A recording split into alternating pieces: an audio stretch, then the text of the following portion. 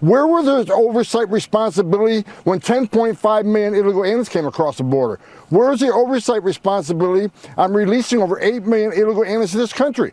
Where's the oversight responsibility then? This is an attack on ICE. This is an attack on the Trump administration. Now, there is a guy who does think about those things, and he will play himself in the movie about himself. Yes, I'm talking about Tom Homan. Here he is explaining what it has been like to clean up this Biden administration mess. What concerned me the most was they created the biggest national security vulnerability this country's ever seen.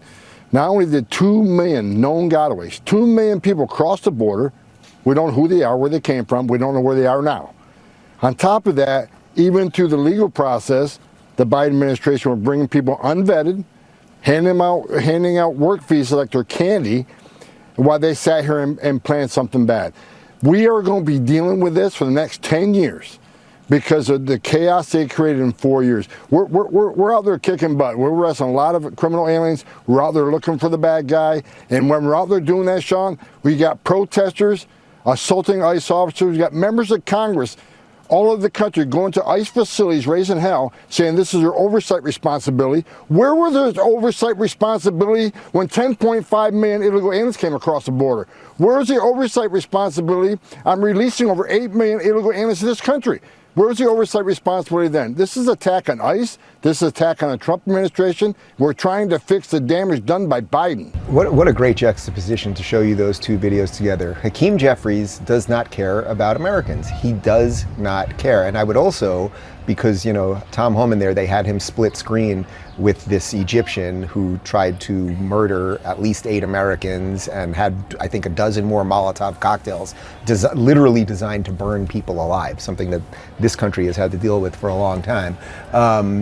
Tom Homan cares about the United States of America, and Tom Homan's right. So let's say it doesn't exactly, we don't know exactly what the numbers are. That's the point. But if there are about 2 million bad-ish people in the country, you know what they might start doing? I don't know, maybe throwing Molotov cocktails at people who they disagree with politically or they don't like their religion because they came from a part of the world that's holding on to ancient hatreds, as we just saw.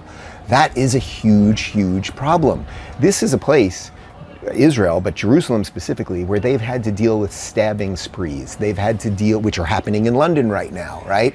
And so now there's politicians who literally want people to not have sharp knives anymore and just have a blunted tip knife, because that's how you solve terrorism. A woman shouldn't be able to cut the chicken the way she wants to for dinner because there's a jihadist outside. Completely absurd. But they've had to deal with bus bombings and suicide bombings and cafes blowing up. The Sbarro that used to be here was a massive bombing. Like, they've had to deal with all of that, and they're still here. Do we want to go down that route? Do we want 20 years of we don't know who's in the country and all sorts of stuff is going to be blowing up, and it won't, and again, it's just, even if you don't care about the Jews, if you just, from an American perspective, do you care about your family's ability to go out and not feel that they're going to get mowed down by a car, which we now see happen all over Europe and they've had to deal with here for a long time and everything else. So these things, whether you like it or not, whether you want to see it or not, are deeply connected.